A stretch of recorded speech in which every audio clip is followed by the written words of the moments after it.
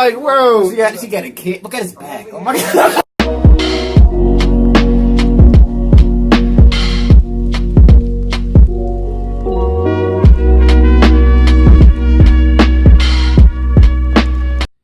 Hey, what's up, y'all? Welcome back to another reaction and see if you can react to another Jordan Peterson video. Yeah, man, I've been seeing our old Jordan Peterson reactions is going up, man. Y'all like watching us react to Jordan Peterson. I love Jordan Peterson's discussions and lectures and all that. Very insightful person. I like to watch some of his savage videos sometimes. I don't necessarily think he goes out of his way to like destroy folks. People try to come at him and he just hits them with the facts and it just never works out for him. But yeah, if you're enjoying these reactions, make sure you hit that like button, subscribe, and share. But you can hop right into this. Let's go.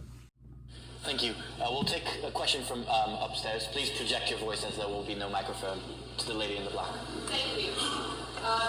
So, as you were talking about hierarchy and the relationship that conservatives and liberals have towards it, I was wondering whether that formulation is also a kind of attack on individual sovereignty and a kind of tribalism of saying here are these two groups of people and here's how they relate to hierarchy and here are their characteristics. Well, it would be if I was trying to reduce all the individual variability to that. But to note that people vary across a dimension is not necessarily simultaneously to limit all the variability to those dimensions. There's lots of other variability. And your question, to some degree, is whether the act of categorization is in itself a limitation on individual freedom. I think if you push your question all the way down to the bottom, and the answer to that is, to some degree, yes, but it's also a precondition for individual freedom. So, is that sufficient? But you sort of do have certain predispositions that you're giving in the same way in which people from political correctness are trying to say this is what it means to be a woman, these are the kind of things that it is expected from a woman to do to defend herself. And it seems to me that you are making a similar claim about this is what conservative people do, and this is how they always relate to hierarchy.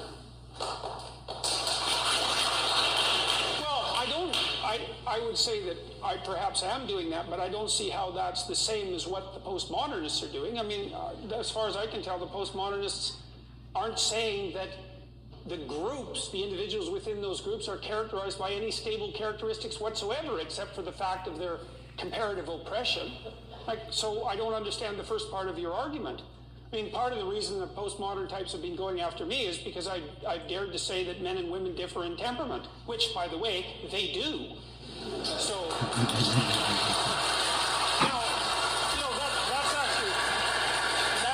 I really don't understand why people even try to argue that. Like, most of the time, there's, I think generally there's not like a huge difference, between men and women when it comes to like aggression. Obviously, for evolutionary reasons, the males tend to be a bit more aggressive, in terms of people, they can be, that emotion can range.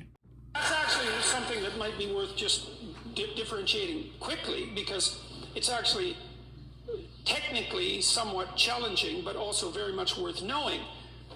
I was debating someone on a panel this morning on a TV show, The Right Stuff. And this was a woman who led the Women's Equality Party. And she cited some psychological literature that purported to claim that men and women were mostly the same. And that's actually true.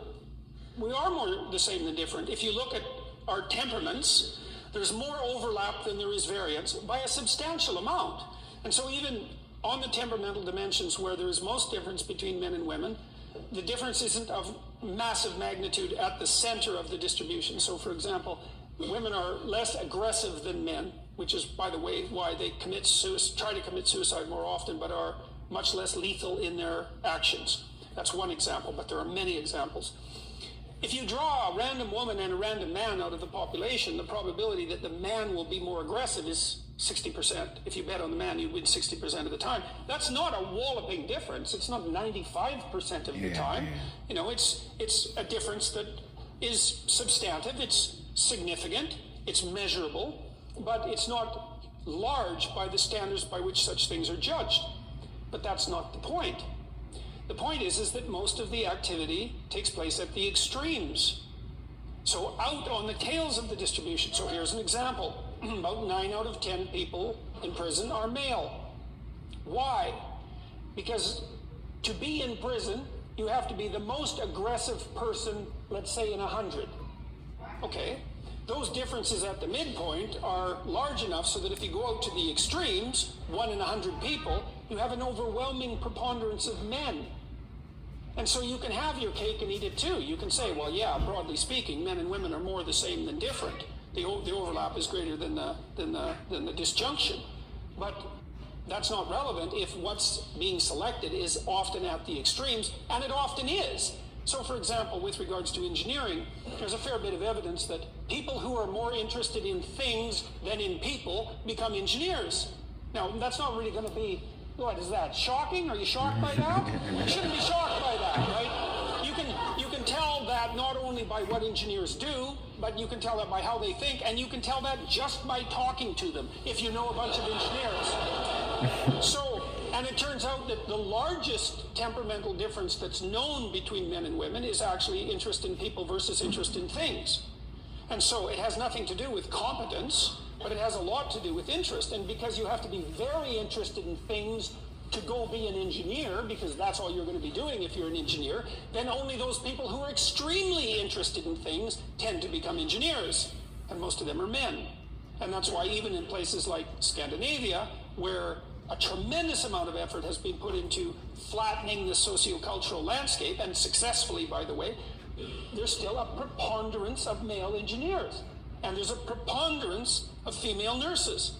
And no matter how much sociological gerrymandering goes on, those statistics have remained quite intractable over about a 15-year period. And so there are differences. They're not massive. And then you might ask, well, are those sociocultural or biological? It's like, well, that's a hard question to answer, because it depends on how much variability there is in the sociocultural landscape, because the proportion by which something is biological versus sociocultural varies with the sociocultural landscape. That's a complicated thing to digest, because you think of those things as fixed, but they're not. They're not. So, they're not. Again, this is where I say language is very strong. The context, what objects we associate with things. I was watching a video where certain groups of people don't even recognize certain colors because they don't even have that within their language. It's so weird, man. To think that I'm speaking, me an African, is speaking a dialect of Germanic language that is derived from England. Like it's like these very fine-tuned things have helped shape society in a way.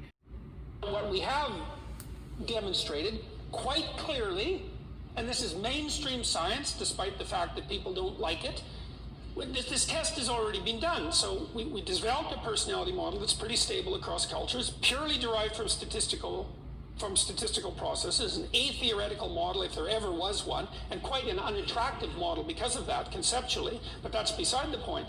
Then we saw cross-culturally whether there were differences in the fundamental temperaments of men and women, and the answer was yes, cross-culturally, quite robust. Women are higher in the experience of anxiety and emotional pain, and they're more compassionate and agreeable. Those are the big differences, and they're differences of the magnitude that I already pointed out. Then the next question is, well, to what degree is that biological versus sociocultural? And it's complicated because that variable depends on the sociocultural landscape, but we'll put that aside. You can determine that by stacking up countries from those who have done everything they possibly can to flatten out the sociocultural landscape in relationship to gender, to those who haven't, that are still very stratified by sex.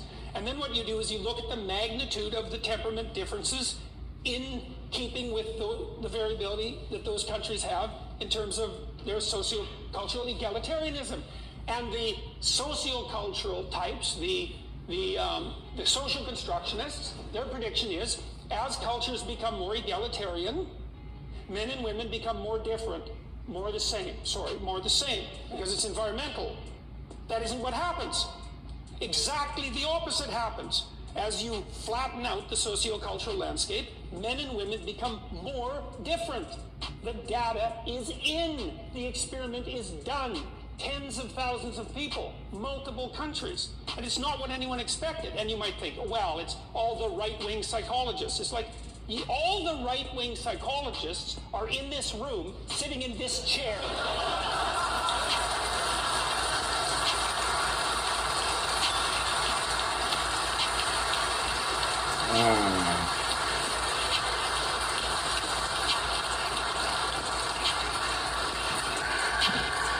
Everybody, round of applause for Jordan Peterson. Like I said, elegant with the information, the way he's able to share and just recuperate this data to us. It's just incredible, man. She really ain't even respond because she was just there taking it all in, man. What are you talking about? A woman within the workplace. I don't know. I don't think it necessarily matters. If you're good at something and you really want to do it, pursue it. Do it to your greatest ability. Don't half-ass it. Don't complain about it either. If that's what you're pursuing. Do what you're good at. Do what you want to do. You know. Well, if you enjoyed the reaction, make sure to like, subscribe, and share. Let us know other videos. We'll see you down in the comments. We'll see you next time. LBB. Peace. La, la, la, la.